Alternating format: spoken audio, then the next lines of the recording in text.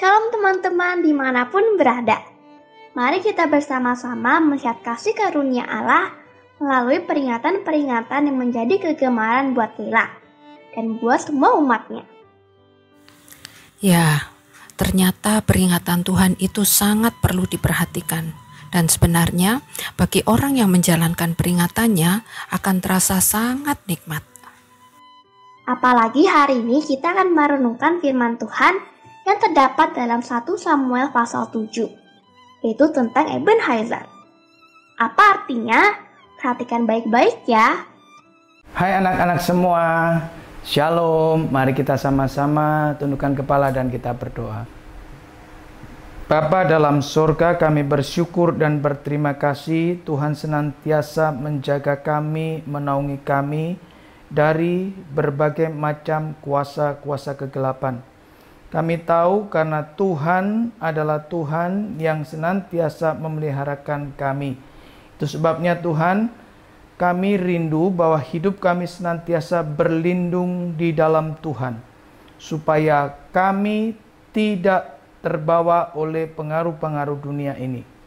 Kami tahu juga firman-Mu itu yang menjadi penopang bagi hidup kami. Sehingga apa yang akan kami pelajari saat ini, kami mau memperhatikan dengan baik, dan Tuhan sendiri yang bekerja melalui firman itu. Dalam nama Tuhan Yesus kami berdoa. Amin. Anak-anak yang dikasihi Tuhan, ketika bangsa Israel berada di Mizpah dan didengar oleh orang-orang Filistin, maka raja-raja kota orang Filistin ini segera menuju ke Mizpah, bukan mereka untuk ikut berdoa, tetapi raja-raja orang Filistin beserta seluruh pasukannya hendak memerangi daripada orang-orang Israel. Ketika hal ini didengar oleh orang-orang Israel, maka orang-orang Israel menjadi ketakutan. Karena orang-orang Israel sudah mengalami 20 tahun penindasan daripada orang-orang Filistin. Sehingga saat itu mental daripada orang-orang Israel mengalami kejatuhan. Nah, anak-anak yang dikasihi Tuhan, ketika orang Israel mendengar berita itu, maka orang Israel berseru kepada Samuel agar Samuel tidak berhenti untuk berseru kepada Tuhan supaya orang Israel boleh diselamatkan. Ketika seruan itu didengar oleh Samuel, maka Samuel segera mengambil anak domba yang masih menyusu untuk boleh dipersembahkan kepada Tuhan sebagai kurban bakaran. Ketika Samuel mempersembahkan kurban bakaran dan Samuel berdoa, maka doa itu dijawab oleh Tuhan. Tetapi di satu sisi, orang-orang Filistin beserta seluruh raja-raja kotanya tersebut tidak berhenti untuk memerangi bangsa Israel. Tetapi ketika Samuel berdoa dan mempersembahkan kurban tersebut, maka pada hari itu juga Allah Israel, Allah yang hidup, mengguntur dengan bunyi yang dahsyat di atas orang-orang Filistin dan mengacaukan orang-orang Filistin. Saat itu orang-orang Filistin dipukul kalah oleh orang-orang Israel. Tetapi kalian perlu tahu dengan cermat, sebenarnya yang mengalahkan orang-orang Filistin adalah tetap Allah itu sendiri. Dan saat itu orang-orang Israel yang berada di Mizpah segera keluar mengejar seluruh tentara orang Filistin. Dan orang-orang Filistin berhasil ditaklukkan, dikalahkan sampai hilir Bet-kar.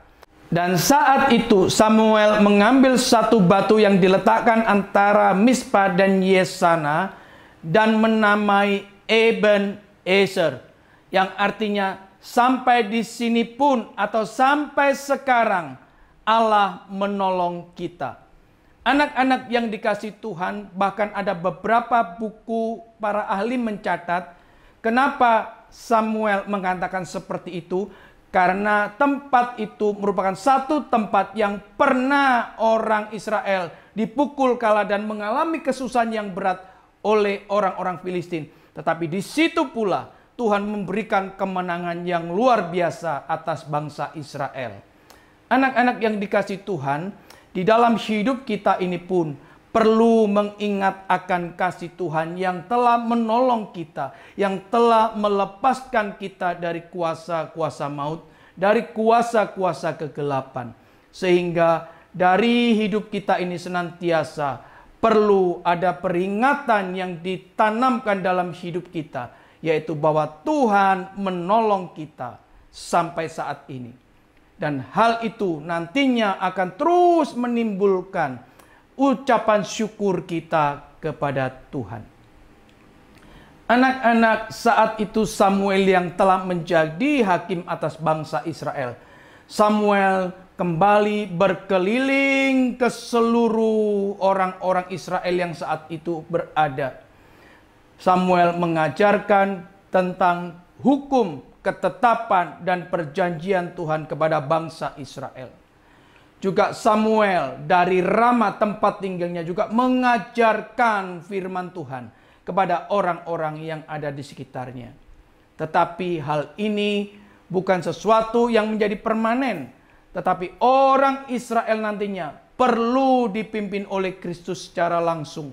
Karena orang Israel akan dikuduskan hanya oleh Kristus Yesus. Anak-anak yang dikasihi Tuhan, kita pun adalah orang-orang yang sudah dikuduskan oleh Kristus. Karena Kristuslah yang menjadi hakim atas hidup kita. Sekaligus Kristuslah yang menjadi pengantara kita kepada Bapa di sorga. Amin. Mari kita sama-sama tundukkan kepala dan kita berdoa. Bapa dalam sorga, kami bersyukur dan berterima kasih ketika bangsa Israel mengalami ketakutan terhadap bangsa Filistin. Mereka sangat tepat untuk berseru kepada Tuhan melalui pengantara saat itu adalah Samuel. Demikian juga Tuhan, ketika kami saat ini mengalami satu ketakutan, kami boleh mempunyai kesempatan yang sama untuk kami berseru kepada Kristus Yesus yang adalah pengantara kami.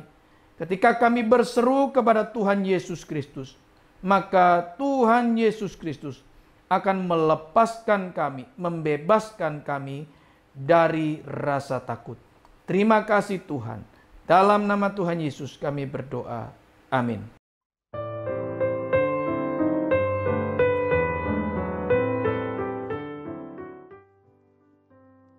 Satu lagi perbendaharaan istilah penting yang kita ketahui.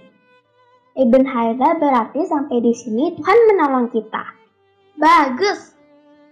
Very good, Kayla.